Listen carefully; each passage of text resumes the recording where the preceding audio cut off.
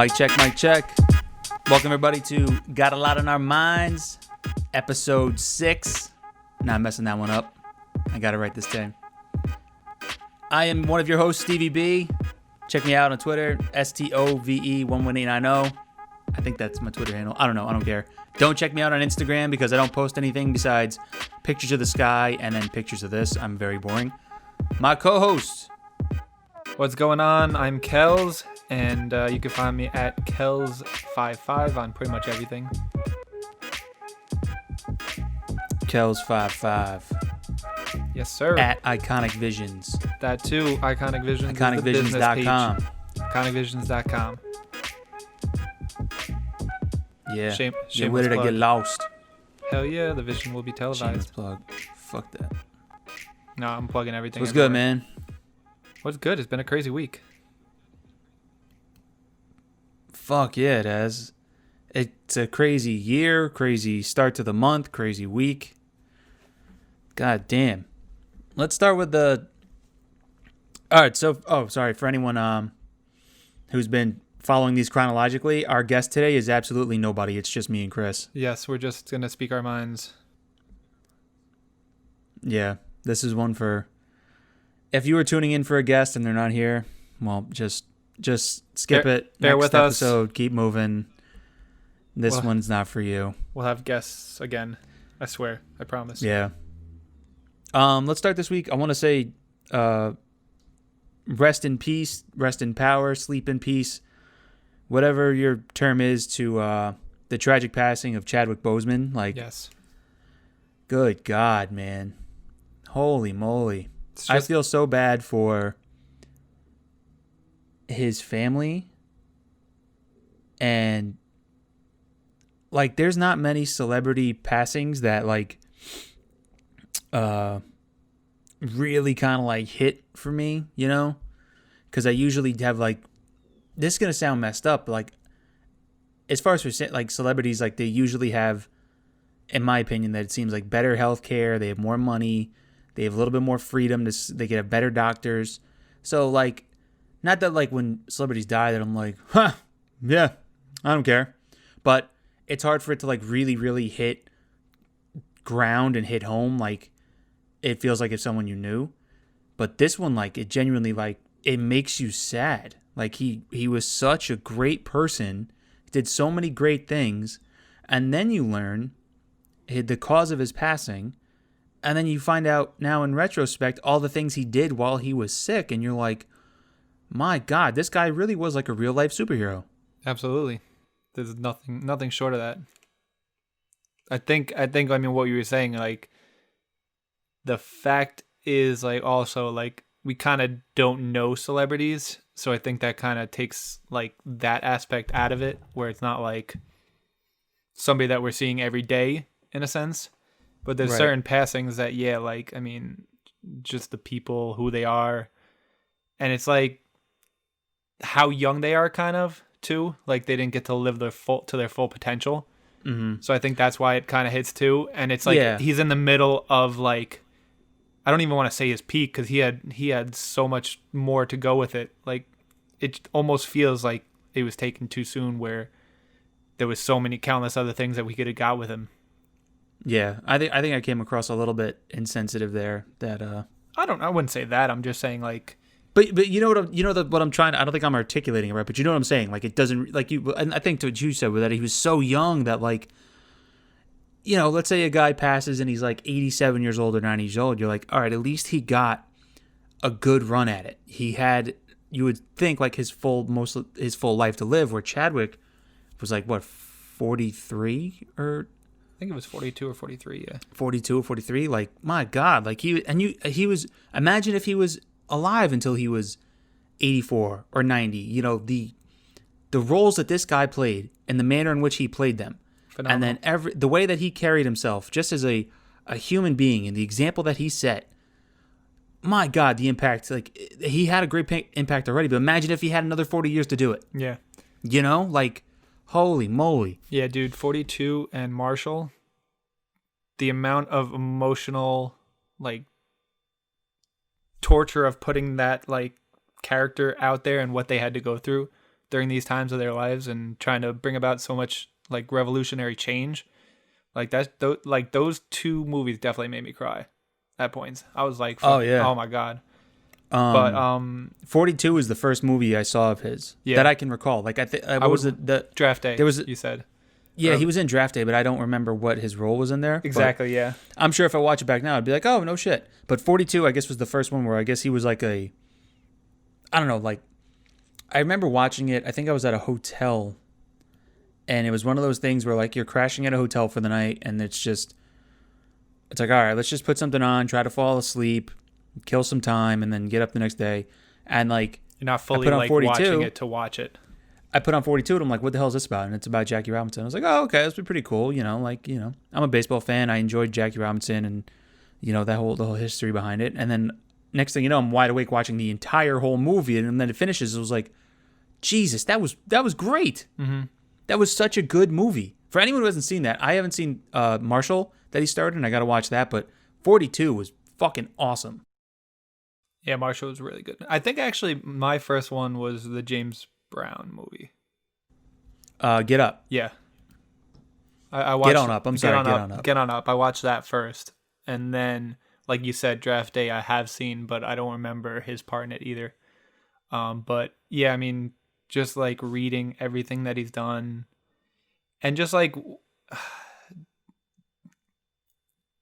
I think like there's certain people that, I mean, it's also because maybe he was in such movies that like Black Panther was also so revolutionary to have like the first, I mean, besides like some people will say Blade 2 was like a black superhero. And this is just something that like kind of touches a whole generation of people who can like see themselves as a superhero, because all the other countless superheroes before them was just white superheroes. So that's such a monumental thing in just, I don't know if that's also why we felt it so hard, besides of being the person that he was. But I mean, also like after the news, then obviously everything starts outpouring of like who he was more and like what he was going through and how he shielded that aspect of it. So you would never even know that he was sick. But I read somewhere that Spike Lee didn't even know he was sick when he was filming Marshall. And even I read one of his co-stars in that movie. I just read a post while I was waiting for the haircut today that he did a heartfelt post about, and his also said that like he didn't know, and like some of these roles like Black Panther, like you have to be in physical shape to do that, just to also be going through that. Like that's such strength, that's such resilience, and that's why I kind of like it's a testament to like you really don't know what people are going through on a daily basis, so you kind of have to be as kind as you can. I mean, well, Black Panther, he does the fight scene. He does 2 fight scenes with he's shirtless. Yeah, where they do the fight in the water, and you could tell he's in phenomenal shape. Yeah, and it's just, just incredible and just so sad. You know what I mean? It reminded me of, and me and my wife talked about this. We reminded me of 2 people, and for some reason, the way it hit, because it was so out of the blue. Yeah. And so of someone that was, I know they were like different people, but they just had such great impact, but it just reminded you of Kobe. Yeah. Like it was just like, whoa, what? You know what I mean? Like, it reminded you of Kobe. And then another person who it reminded of, and my wife brought this up to me, was Freddie Mercury, who was the lead singer of Queen. Mm-hmm. He had AIDS, but he didn't really tell anybody until he got really, really sick later in life. And then I think, if I remember correctly, then he revealed that he had it, and he basically died like a month later. So he did a lot, and like I'm pretty sure like nobody really knew how sick he really was when he was doing all this. So it's similar parallels there. But yeah, like you said though too, like those 2 were Kobe and Chadwick are kind of like 2 of the passings that really shocked me. Like I didn't do anything that day, both of those days. I just sat Yeah. there and just like kind of watched things about them and all the people saying stuff about them. I lit like my whole day like shut down those 2 days. Yeah. Yeah. Yeah. The only other celebrity I can think of that I learned of their passing was, and like that I remember it, that it like kind of shocked me, was like Michael Jackson. Mm-hmm. And I learned of that, I believe, when I was actually leaving your house. I was like driving and I'm listening to the radio. I think I was listening to K104, and they announced on K104 that Michael Jackson had died. And I was like, holy shit, you know? And I remember Kobe, because we had Kobe, we went to breakfast for my birthday, and it's when we were leaving that you texted me, I think. And then for this one, I was at work, and someone sent me a picture of him as T'Challa, and it said Black Panther Forever. And I was like, okay, like in Snapchat, like as I'm like walking out the door to my car, and I'm like, what? So then I go home, and then I finally like look at my text messages, and you're like, yo, this is what happened. And I was like, holy shit. That was just absolutely crazy. That was I still speechless at points. Like, You put up a great post, and it's like what he taught me now was like, you know, everyone like says like be kind. You don't know what people are going through, because you really don't, you know. And I think that is something people should, you know, carry with them a lot more. Is like, you know, if everyone just had a little bit more compassion towards each other, you know, world would be a better place. And I should practice what I preach too, because before we started recording, I was telling you about this kid that we know, and I'm like, yo, fuck him, whatever. So I obviously, you know, I need to practice what I preach too.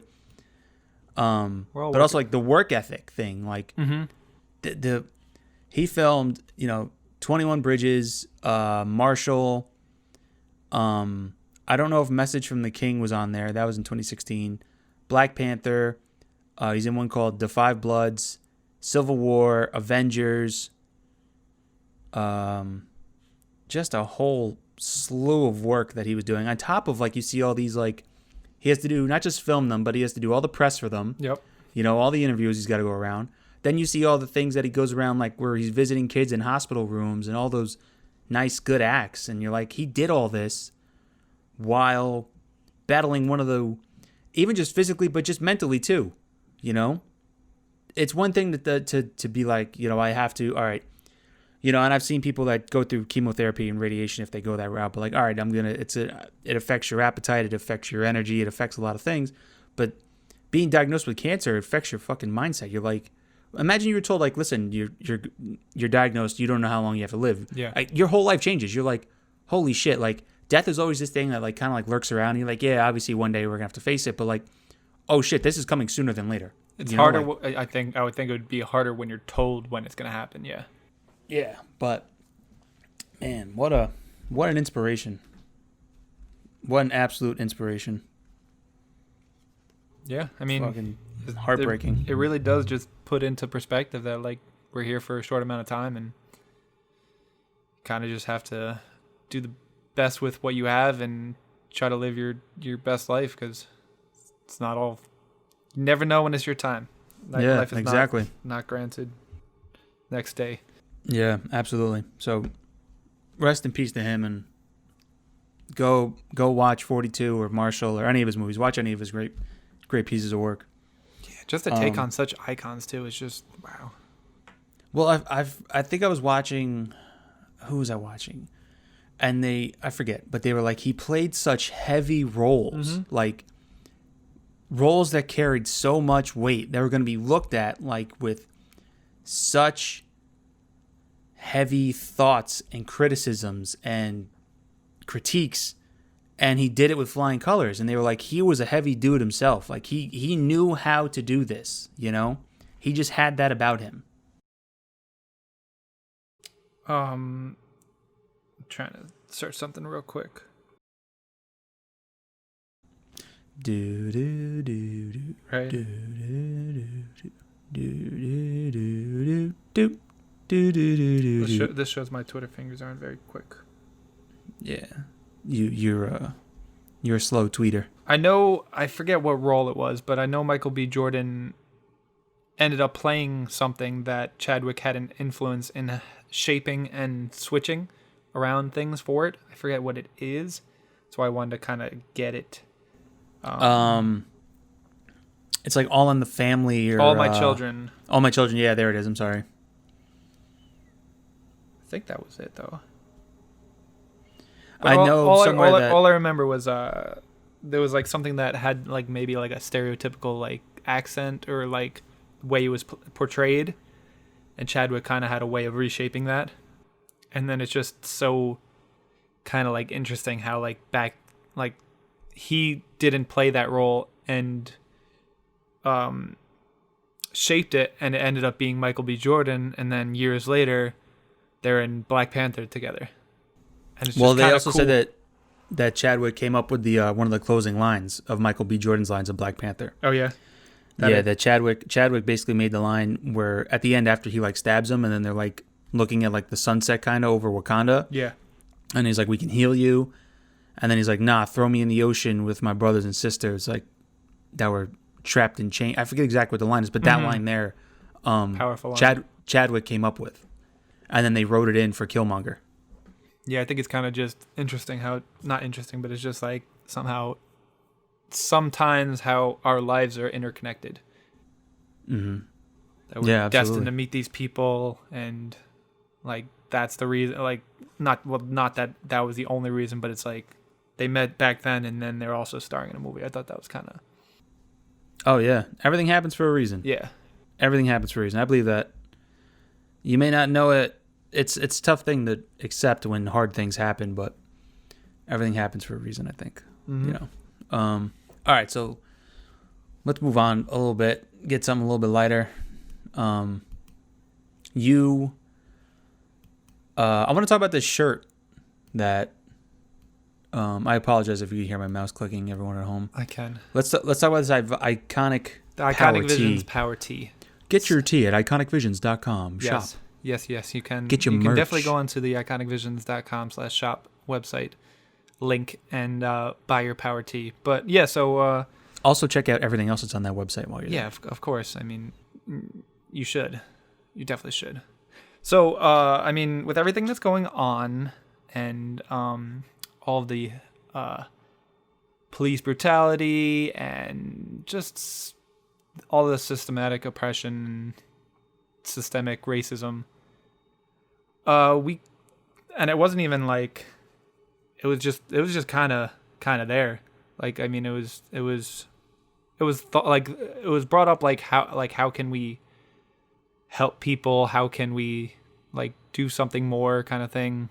And then Ed ended up making the graphic for the Power Tee. So with that, we put it on a shirt, and then we just decided that we wanted to donate the proceeds to people who might need it.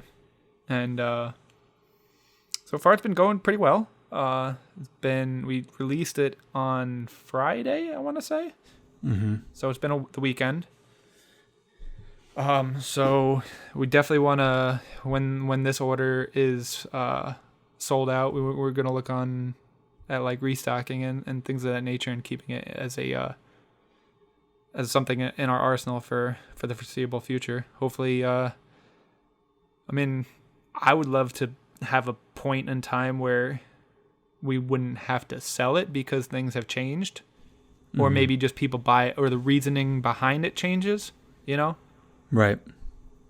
But yeah, so that's what we've been doing, and it's kind of exciting because I mean, this is the first thing that we're like selling like this. So good. All honestly, I'm proud of you. Thank you, appreciate it. Proud of you. It's a noble thing. It's a good thing. I think it's great. Appreciate it. 2 points on it. Thank you. 1, It's give the people what they want, and that being hoodies. Make hoodies. Honestly, we have a lot of ideas in mind. So it's coming up on hoodie season, so I think that's definitely a time to drop some stuff. So yeah, everybody loves hoodies. It is. I want to get I actually want to get some crew necks too, because I'm a big fan of them. So you can still like rock a beanie and still be warm in this upcoming season. That was the thing I had to say. Beanie or hoodies. Yeah. And you guys said went into the bubble. So yeah, Ed knows one of the barbers in the bubbles, and through him we've met. I've met him. Dude is nasty with the clippers.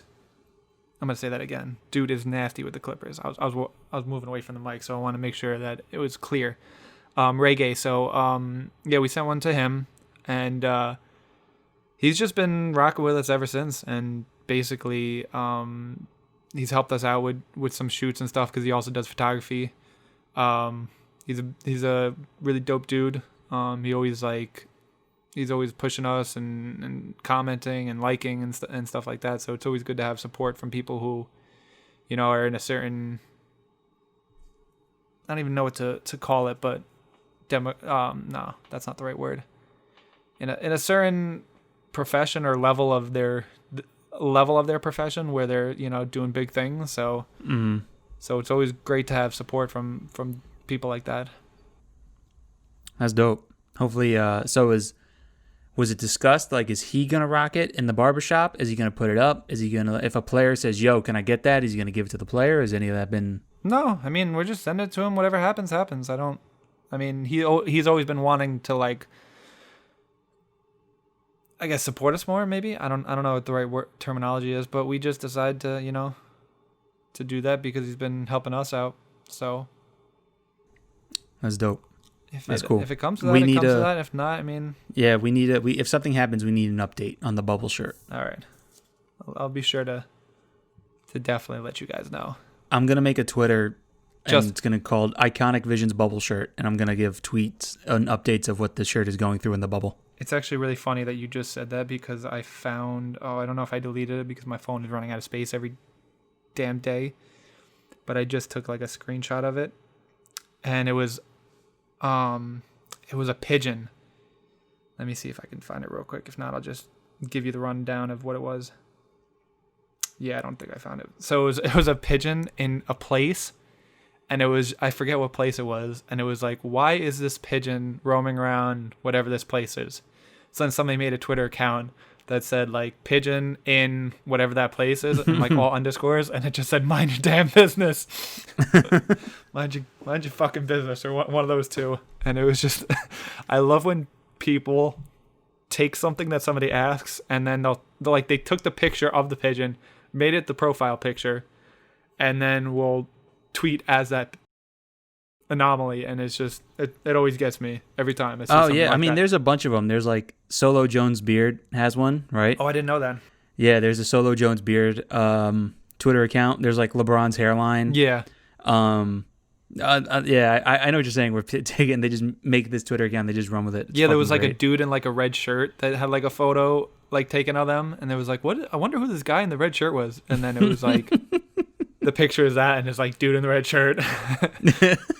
And it's like something similar to like, don't worry about what I'm doing. The internet always has time. The internet always wins. Always has time. It is the greatest fucking thing. I don't know if you guys have been getting this, but I've been just getting so many requests in my messages and the DMs from just like fake accounts that just like send random emojis, and it makes no sense. It's like these fake accounts, like most of them are like probably like women for sex and stuff like that, like those fake accounts. Mm-hmm. Oh, so I have to delete like 6 a day. Sorry. Go on. You sent me a picture, and it's of this Twitter account, and it's of a guy and a girl walking. The guy's in a red shirt walking behind the girl, and the girl's turning around as if the guy just said something to him. And someone made the caption, "You look good, girl. Laugh my ass off." Someone then made a Twitter account for the guy and said, "Man minding his business," and he commented and said, "I ain't say shit." It's just stupid ones like that, and there's so many of them that I just see, and it's amazing. I love it. Oh man, that's great. It's just like I'm scrolling randomly, and it just appears. I find them, so it always brightens my day when I see one of those. If anyone follows me or Chris on Twitter or anything, if you have any of these accounts, like, can you please just send them our way? Just tag us in it. Yeah, please tag me. Like, please, please, please. All right. I don't even know what we're talking about anymore. No, we're just kind of rambling now. Yeah, So I guess we this could go has into gone off another the rails. topic. This is what happens when there's no guest. We just fucking fly off the rails. Yeah, this is a train derailment if I've ever seen one. Yeah. Yeah. So, all right. Do you want to talk about fake news or the way news is covered or some shit like that? Yeah, I don't know. I don't guess listen when you maybe speak. the broad sense would be journalism, and the reason why I kind of got to thinking about this was because I saw a headline, and I know like it's still a business, like they're trying to make money, they're trying to get clicks and stuff, but I just felt like it was so, I guess, dehumanizing. So the actual article was ex-con skips job interview, takes shirt off his back to save car crash victim. And just to me, like, I mean, okay, he's an ex-con, fine. But like, why does that have to be in the headline? Why is that something that like... Here's my problem with some of that stuff sometimes, because I personally, I'm going to try to say this without giving away too much information. Like, I know someone who has been to prison, and they made a mistake in their life, and they fucked up, and like they did the time and they paid for it, right? Yes. Obviously, certain crimes, like like if you're a sex offender, if you're a child molester, yes, all of those things are those you have to level. be labeled as they're another level. That's not what the fuck we're talking about, you know? But if you have, everyone makes fucking mistakes, you know? And some people just get caught for their mistakes, and a lot of motherfuckers motherfuckers have to do the time. Yeah, and a lot of fucking people too get away with a lot of shit, and they don't serve time and for it. There's the slap on the fucking wrist. Yeah, the slap on the wrist, but they'll also be the first one to point fucking fingers, you know? And if you were found guilty, if you were convicted and you did your punishment and now you are out, I don't understand why, like, you're a different person from the person you were yesterday, and you're also a different person from the time you committed that fucking act, and there deserves to be some type of, like, we talked about this one time with like the cancel culture and all this kind of shit, but like a second fucking chance, you know? Like, they did the fucking time. So why do you still have to label him as an ex-con? What the fuck does that have to matter with him skipping an interview? Or, you know what I mean? Like, even that he did a heroic act. Yeah, I'm not so saying why that even in a sense is a hero, but that like, if you're saving somebody, maybe just not add that part to the headline. Maybe put it at the end. I don't know. I'm not a journalist, so I don't know what they have to adhere to, but pedestrian. Yeah, I mean, that's man. You just said man. Person. Man saves. Man helps.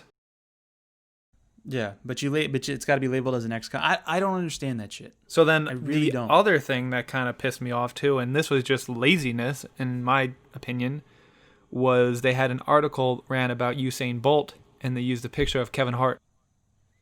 Oh, and this was big too. Yeah, this was Kevin Hart posted this. Like, this he was like, I guess I got quicker. No, but this was like a big company. It was like NBC, or I don't want to say it was NBC, but you know what I mean. The other one I think was like the Washington Post or something. Was it? Yeah, it was a big company too. Oh my god. Yeah. Or like it's NBC. Like if you search it, that will be the headline that comes up. And then I feel like once one has a headline, they all kind of like have similar things. Right. It's almost like Hot 97 and Power 105, where you like listen to one and you find a song and you're like, all right, let me go to the other one, and it's playing the same song. It's that same song. Same song, like 5 seconds later, and you're like, oh, wow. Unless it's 8:30 at night and it's Funkmaster Flex, who just likes to hear himself talk and drop fucking bombs for an hour and a half. Yeah, but he drops the dopest bombs. Oh my god, it is so. I mean, critique me all you want on this. It is so fucking annoying to listen to him on the radio. So, and I've met the guy. So are we gonna have a episode about him? Full episode, I don't give a fuck. so you can speak your mind. No, I'm just kidding. Yeah, bro, I used to come in there and have to clean up the fucking garbage and the Chinese food that they would leave laying out from their fucking shifts. Yeah. It was so fucking annoying. But anyways, yeah, no, I agree with you. It's just laziness. Like, how do you You're taught in like 8th grade, proofread your work, double check everything. You're taught this in college. Cite your sources. You're supposed to go through all this fucking rigmarole, and yet, they can post this picture. And I guess no, whatever. Don't even justify it. All right, fine. I'm not going to justify it. I'm sure if you searched Usain Bolt before this article, not for nothing, like Kevin Hart's not going to pop up. The past fucking decade, there's been like 4 or 5 Olympians that have been like fucking superstars. Like Simone Biles, Michael Phelps. Oh, Usain Bolt, the fucking fastest man on the earth. Yeah. Everyone knows who Usain Bolt is. Clearly somebody didn't.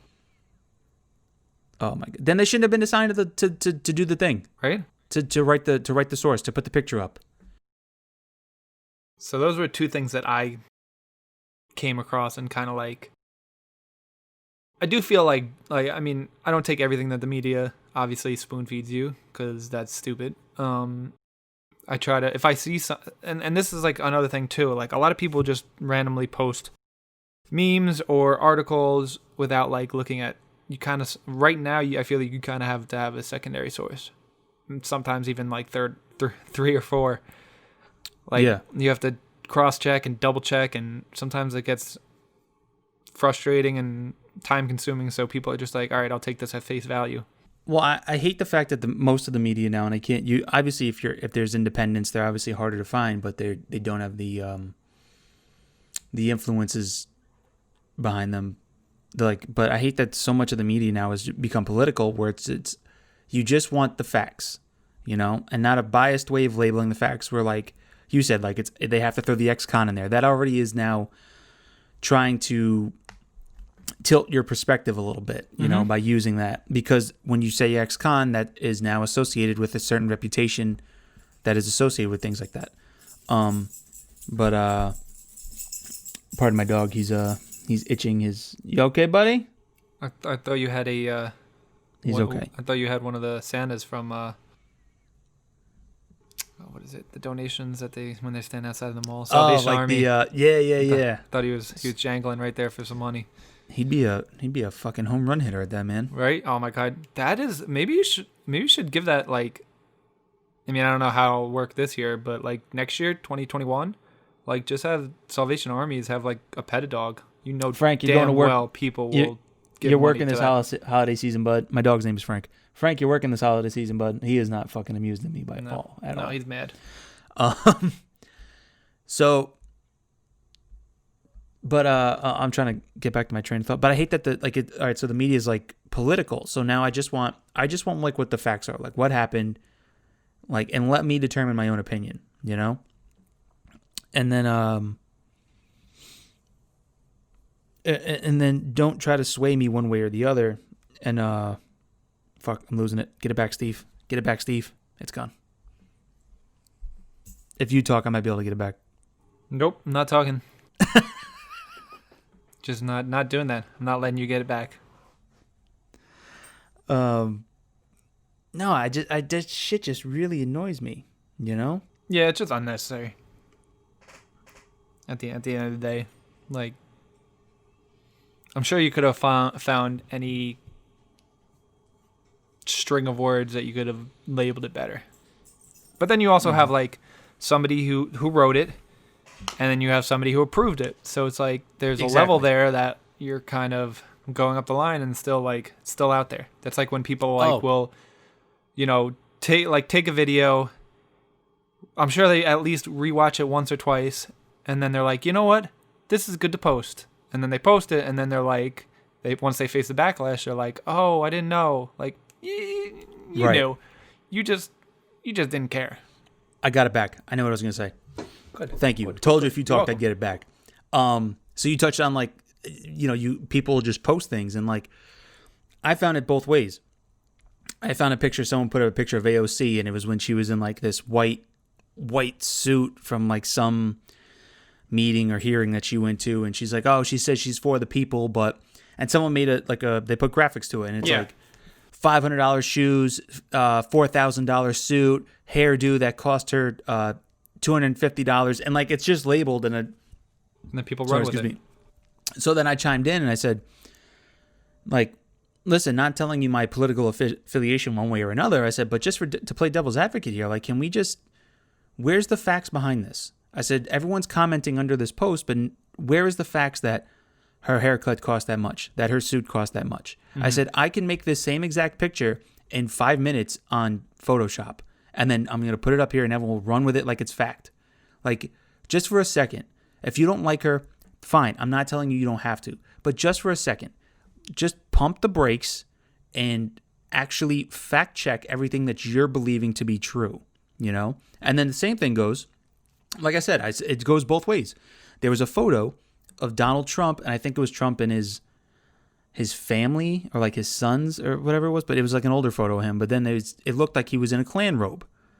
And I'm like, hold the fuck on. Like, this is, there's no fucking way that this wouldn't have came up like during the election. You know, Hillary's camp would have obviously used this. This would be big fucking things. And then I dove a little bit deeper, and it was photoshopped. And someone just photoshopped the Klan robes. And it was the same type of premise where it's like, you have to just for a second, like, think, pump the brakes. Like, both sides are doing it. Both sides are doing it. But just take a second and just think for a second that, like, for yourself. You know what I mean? Oh, yeah. No, I've seen, like, 10, 15 posts that I would just, instead of just being like, oh, well, this fits my narrative right now, let me actually, like, research it. And after researching it, they were completely false. Yeah. And, like, obviously, if you have, like, this anger towards anything that's going on, and you see something that fits, like, how you're feeling, you're just like, oh, here, this is easy. Cool. Yeah, exactly. It is such a, I think once hopefully it can, there's some journalistic integrity, and people, like, hopefully in the long run, this will be like a learning experience with all this kind of things. And we're still kind of growing up in this day of age of, like, this 24/7 news cycle and the instant sharing of things that don't have to be fact checked. And hopefully, like, let's say like 30 years down the road, because this isn't going to stop. It's only going to evolve and get into more of a beast. Yeah. You can learn to filter it and monitor it. And hopefully by that time, like, there's a way now there's more like journalistic integrity. There's more fact checking. There'll be less tolerance for made up fake bullshit, you know. I think it would, like, I don't think you've ever seen The Newsroom, right? The show. I think no. It was on HBO or Showtime, I forget. But I know what you're talking about. I've never seen it though. There was one episode where, like, everybody was running a story, and, like, the company that the newsroom was about was, like, holding off, and then finally, like, they wanted to make sure before they ran it, like, they had the facts, and then they finally got a confirmation that the story was wrong. So then, while everyone else is sharing this misinformation, they're, like, the first ones that are telling everybody, like, the public, like, no, this is how it is. And sometimes you have to be that, like, almost voice of reason, and, like, you can't just jump the gun because you want to share a story. Yeah. You want to be the first one. You want to get all the headlines. You want everyone to look you want your all the way. Money, but you have to. Yeah. You have to go about it the right way, or else you're going to mislead thousands, millions of people. Whatever the numbers are. It's always been taught to me that with being, and this is why, like, as far as I listen to a lot of sports radio, but I listen to the Dan Le Batard show. But Dan Le Batard was a journalist, but he also preaches, like, journalistic integrity. Like, you can't just, you have to, like, you have such power that you don't realize with the written word, that as soon as you are labeled a journalist and you're pumping things out through these entities, whether it's the Washington Post or the New York Times or whatever it may be, you know, ESPN or whatever, people now hold your word and your value to such a higher level. Like, it carries a thing of weight and responsibility. And if you don't want that, then just write a blog. Write your own personal blog and don't put it out through there, you know? Yeah. I don't know. That's how I feel about it. No. And I wish, and there are some good journalists out there, and there are some good reporters and some good fact checkers. Not to, you know, I don't think I could ever do that job because I don't have the patience, I don't have the tolerance, I don't have the wit, and I'm half stupid. So, it's a lot of research. Yeah, it's a lot of research, it's a lot of patience, and so I mean, kudos to them who do it the right way, and shame to those who don't. Shame. We need You're to walk gonna you through be the streets and naked. shame. Bing bing. Shame. Bing bing. Shame bell. Yeah, I don't know. That's how I feel about that. You got anything to add? No, that was pretty much hit the nail right on the head. All right, cool. Back to our Twitter, favorite Twitter things to find. You also sent me one. Okay. And it was the Sleep Perilous Demon. Okay, hold on. Like I said, I've said multiple times, I read at a third grade level. Go on. I think third We're graders gonna read better than this. Oh my god. It's a wonder. It's really a wonder that I have 2 degrees. That you're 30. I've made You it can't this fucking far. read. Oh my god, I'm so dumb. Okay, it's the Sleep Paralysis Demon. Okay. Someone made a Twitter account for them. Okay. And then it's people saying, and if you've ever had sleep paralysis, it's not fun, but I've had it, but I just think this is funny, and then the way that they go about it. Sorry, that's not much great content to add here.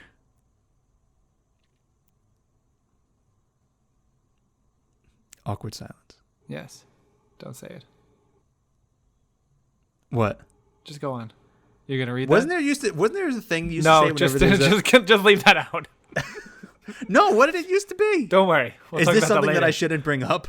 Huh? Like is this something that in 2020 is not? Yes. Is it gay baby? Yeah. It is gay baby. It is. Okay. Yeah. All right. I just that just threw me for a loop. Yeah, you had to use your mind to remember stuff. Oh man, I'm tapped out, bud. I know. Tapped out. It's a Wednesday. It's a Wednesday. We usually do these on Sundays, but Yeah. couldn't happen this week. And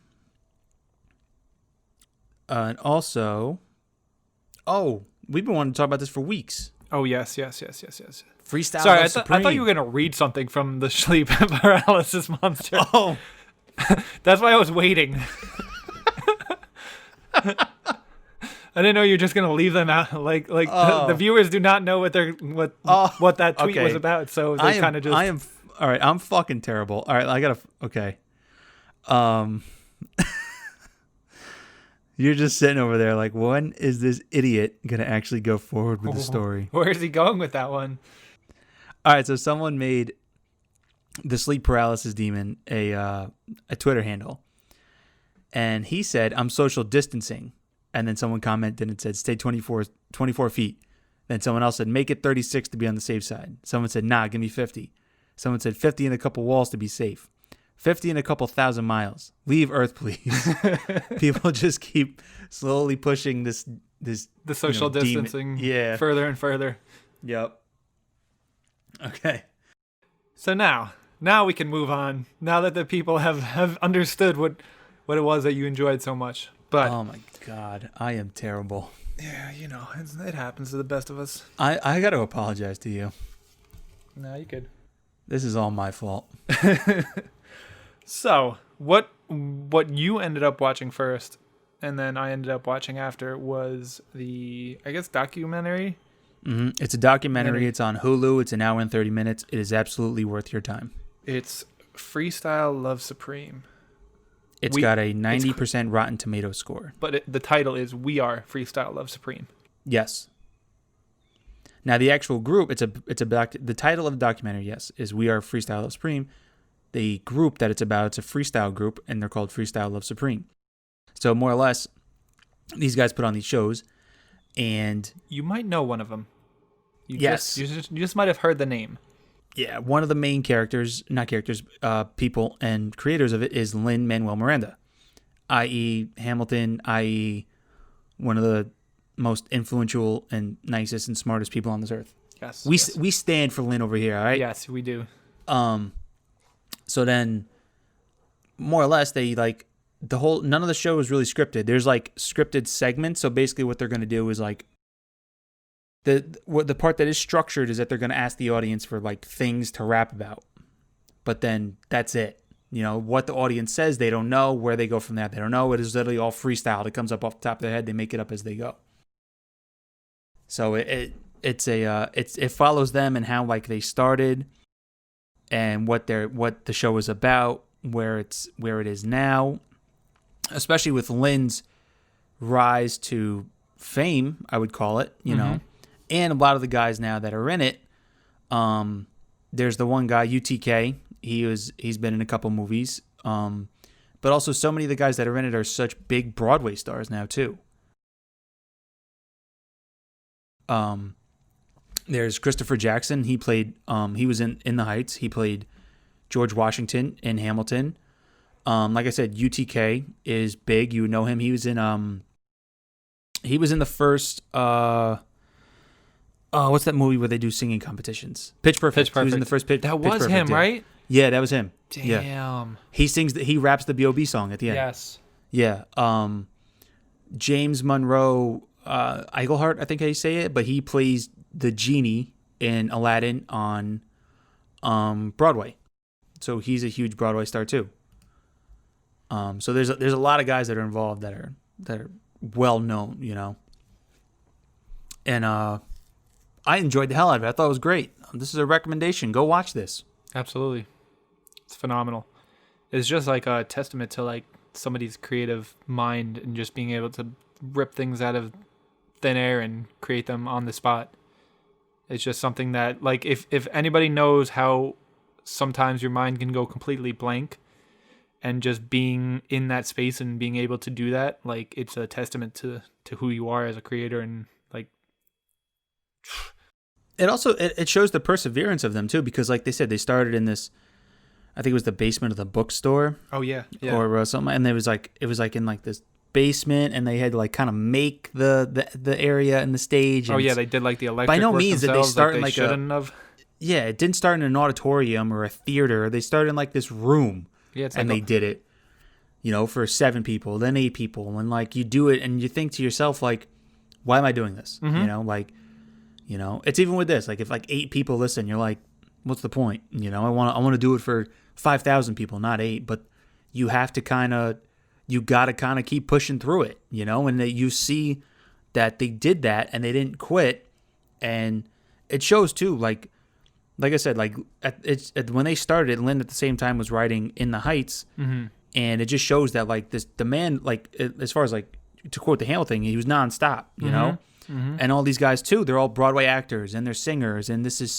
they traveled and they got fruit thrown off them and booed off stage at places, and you know it didn't let them kill the drive and the spirit, and they kept it going, like, you know, it was great. It was a great watch.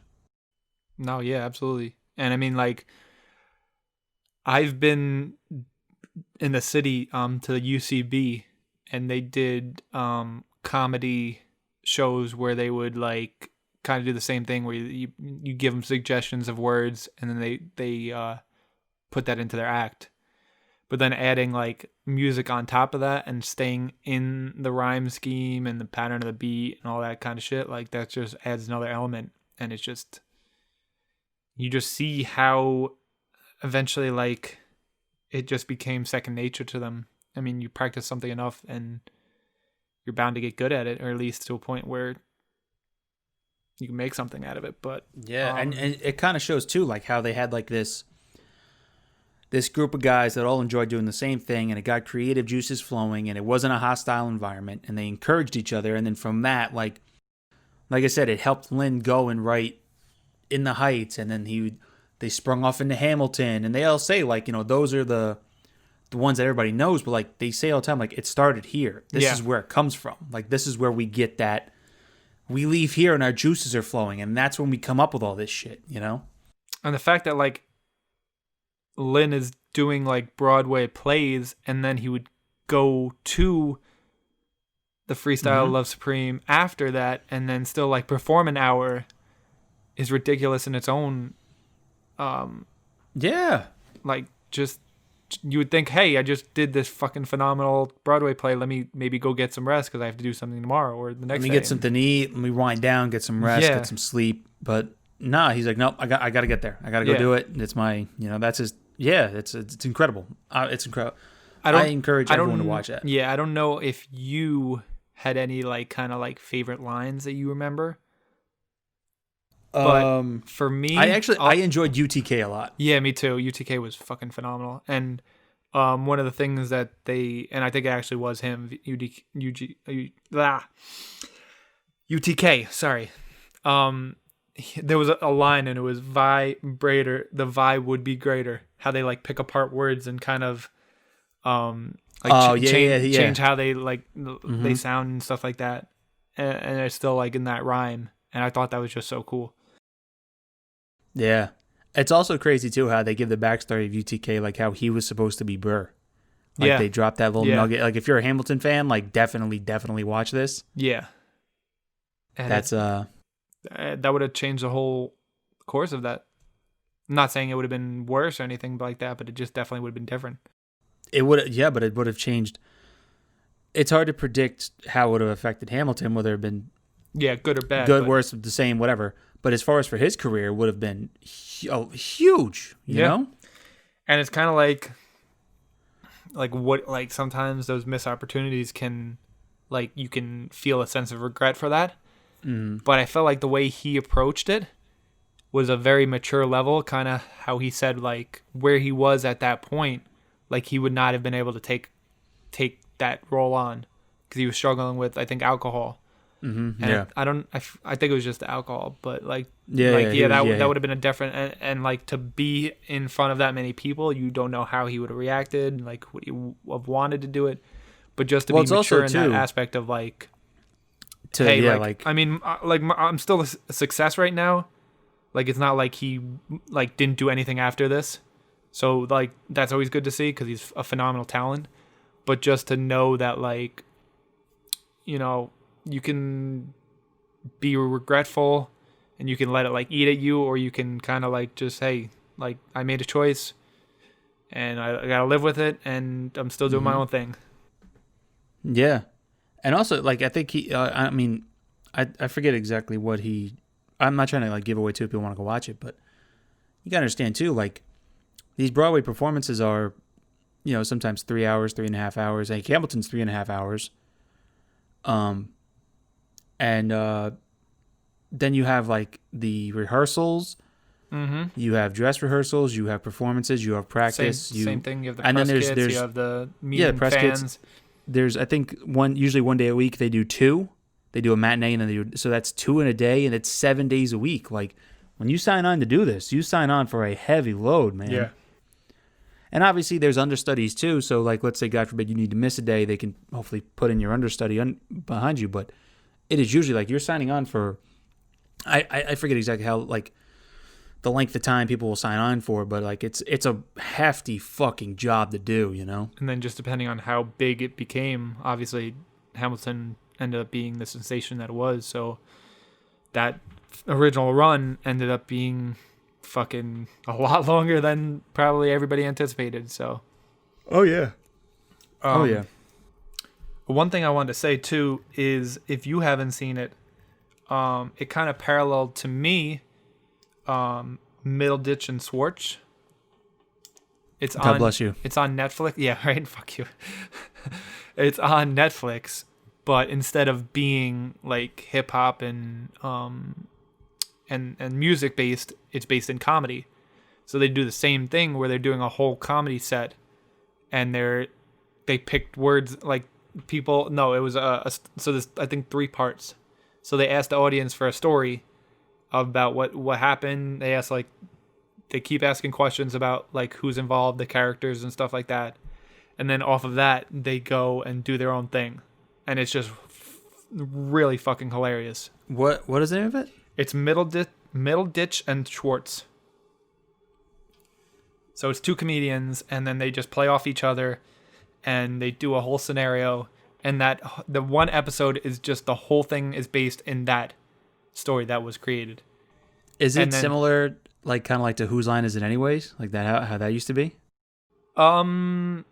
Maybe, but it's not like little things. You know how like there's like one section is to this, one section is to that, and then they do that. It's basically like that same like getting everything off the top of your head.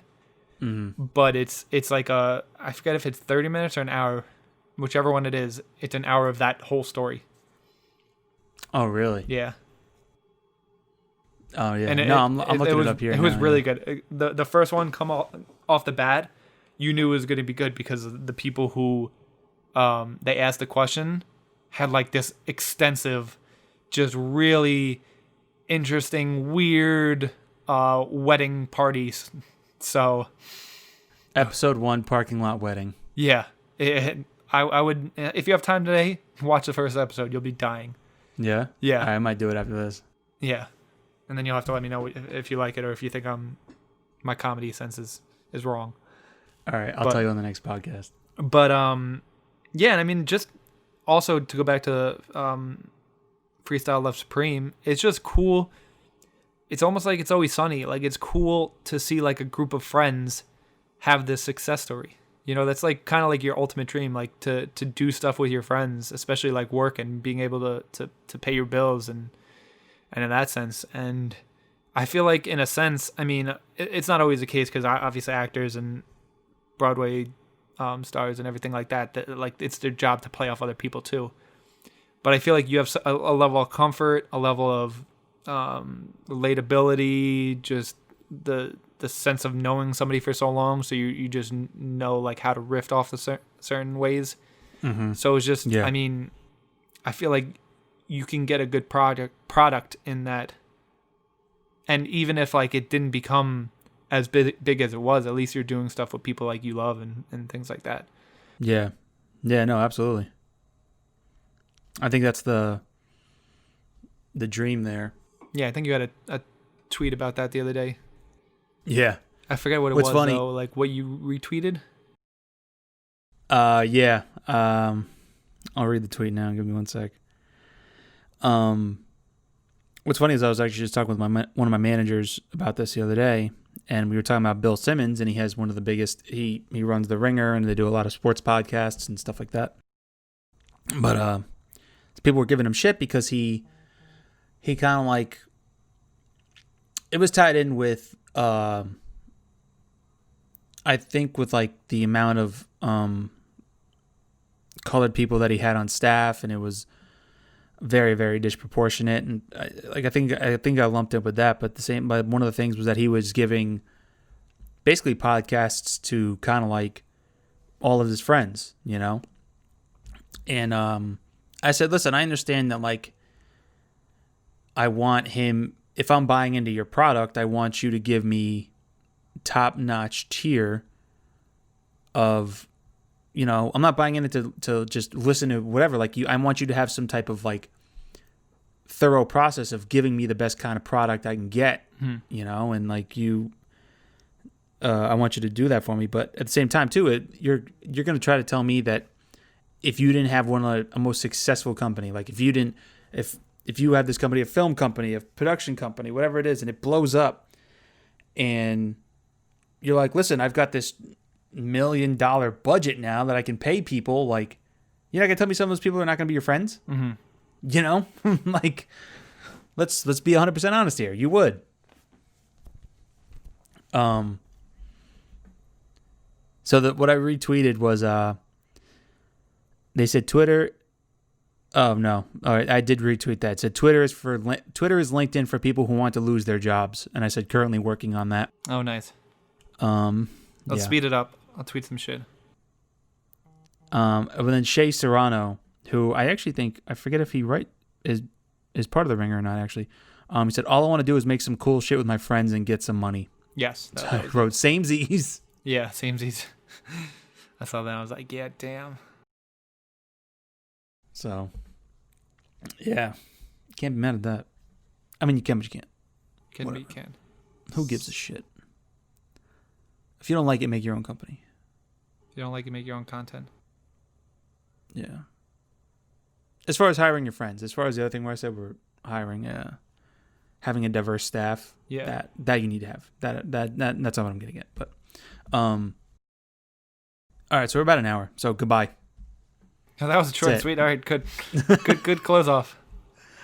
We gotta fucking go, man. We'll see you in the next episode. You'll hear us when we just pick up and start again. Who's the next guest? We haven't narrowed it. We haven't finished or finalized the next guest. We have a no guest list. this We have a week. list. Was this my week to book a guest and I didn't do it? Every week is your week to book a guest. We've been over this. I didn't book Trav. Shout out Goose. Yeah, Shadow Goose. That's true. That was you. I know. Which I was happy about it. I'm glad he was the first guest. Right? No, I'll reach out to some people and see what scheduling is like. Yeah, let me know. If there's anybody who wants to be on, message Chris. It's his week to book a guest. If you've made it this fucking far and you want to be on the podcast, then, send us a shout out. Yeah, if you've made it this far and you're listening to this, you've earned your in. We appreciate you. In it. Yeah. We love you for that. This is almost like that J. Cole song where at the end he has like a 15-minute thanking process. And for some reason, I listen to it every fucking time. Jay-Z had a song like that, or was it Kanye song like that too? I think Kanye had a song like that. It's just like super long. Yeah. And then like it starts up into another song again. Yeah, the J. Cole one is just like the melody is perfect at that point, and he's just thanking people. And he's like, if you made it to this part, thank you. And I'm like, yeah, I'm still here. You're welcome. Yeah. Lupe Fiasco did that too. Wait, on his first album. Who did? Lupe. Okay. Shout out Lupe. I wish he still making music. I think he is. He is. I'm not like saying like he's not. Him and Mickey Fax had a back and forth that I thought was real for a second, and then it ended up just being like verbal, like Twitter exchange to like sharpen their own swords in a sense, and it was just dope. Oh, really? Yeah. I follow Mickey Fax on, this is random, but I follow him on Facebook. Yeah, no, we used to talk to him back in the day. Yeah. He's cool, dude. Him and He's a good B.O.B. Yeah. I also, one time on Facebook, I was talking to, or I thought I was talking to Rock City. Oh, yeah? They did the song with Adam Levine. Uh-huh. You know what I mean? But this is like in like, yeah, this is when we were like in my basement, like just getting hyped something? at people who would respond to us. Yeah. And I thought I was talking to Rock City, and they were like, tell us what you think. And I'm like, it's not really you. This is a fake account. And they were like, no, it's really us. Like, we're in the studio right now. And it was, I think they're brothers. It was one of their brothers. And it's supposed to be responding. And they were like, no, we get that all the time. Like, trust me, I get it. I know a lot of musicians really don't respond to fans, but I'm really responding. This is really me. And I was like, prove it you. And he's like, well, and I forget what he did. And I'm like, I was like, what's the name of the song you're working on? He's like, oh, it's going to be called this. It's coming out. The name of the mixtape is this. And I was just like, oh my God, yeah. And then now my fingers light up and I'm clicking away on my keyboard. I got fucking catfished the fuck out of me. Nice. Yeah. Stupid. We've all been there. We've all been catfished once or twice. Oh man. Shout out Manti Te'o. Yeah, that's also like, I'm sorry to burst your bubble if you have celebrities in your viewing your story right now, but Instagram seems to have a way, or I don't know if they pay, or it just seems like I read an article that if there are people who are viewing your story, it might be like that they paid to just have people kind of view it for them. That's fucking stupid. I know, right? I got so pumped that I had Seal looking at my story every now and then, and Cassidy. But which one do you? I'm not gonna make you pick. I like that Seal viewed your story, or we thought he did. I'm still running with it. I don't care. Which one did I like better? Yeah, honestly, Seal is so random, but it's like it's Seal. Even though like I'm more of like a hip hop, just Seal got me more. I was just like, what fucking what with Seal? Fucking Seal. He's got one name, Seal. This is motherfucking Seal, yo. Fucking Seal. He don't view anybody's stories. He's viewing mine. Right? I just felt like, and then I was just like thinking about it. I was like, nah, that can't be Seal. Do you think the best celebrities only have one name? Seal, Cher, McLovin. Madonna, McLovin. Yeah. Prince. Thank you. There's another one. Like, something to be said about that. That's 5 icons right there. Boom, baby. I don't know. Just throwing that out there. No, I don't. I don't think there's a study on it yet, but we could come up with it. We can test that theory if you want. Yo, shout out Seal. Yeah. Seal wants to come on the podcast. He can come on the podcast. Yeah, Seal. And do your thing and keep viewing my story. Maybe comment on a photo or something. Maybe follow me. Also follow Iconic Visions Bubble Shirt. Yes. Don't just be a ghost. You know, do your part. Yeah. You fuck around. If I got time later tonight, I'm fucking making that. What are you making? The Twitter handle for Iconic Visions Bubble Shirt. Oh, don't do that. I'm doing it. Okay. I also was just on your website, and there's Yes. like a chat with me thing. Okay. And I figured that was you. I got it. I got the email. Oh, you got the email from Mike Coxmall? Yeah, I got the email. Okay, that was me. Yeah. Well, it said ask for your email, so I put your email. I didn't put mine. Oh, you put my email in it? Yeah. I wasn't really, obviously, because we're doing a podcast. I didn't. Did you also do the one that said, give me a fucking t-shirt? Oh, yeah, no, that was me. Okay, cool. Yeah. Well, it came in 2 separate emails, so I didn't know. Oh. Yeah, no, that was mine. Okay, cool. Yeah. I'm just continually finding ways to fuck with you. Oh, I know this. It's nothing new. I mailed you a Post-it note that said "fuck you." Yes, you mailed me. I mailed a picture you of my middle finger, a picture of a middle finger. and then say it. I mailed you a bag of dicks. Yep. Gummy bag of dicks. Yep. So now I've moved on to cybermail. I am now sending things to your email. Yep. So there's that. I don't know. I might go back to physical mail. I feel like there's something there to be said when I mail you a physical fuck you that just hits a little bit harder. Wait. 1 second. Okay, Kels has left the chat. Okay, Kels is back eating. Oh, he still has the Post-it note that says "fuck you." They're staying forever. I'm never getting rid of these. Yeah. Bury me with that. Right? Just gonna I'm gonna this put back that on your with him. coffin. Eat a bag of dicks.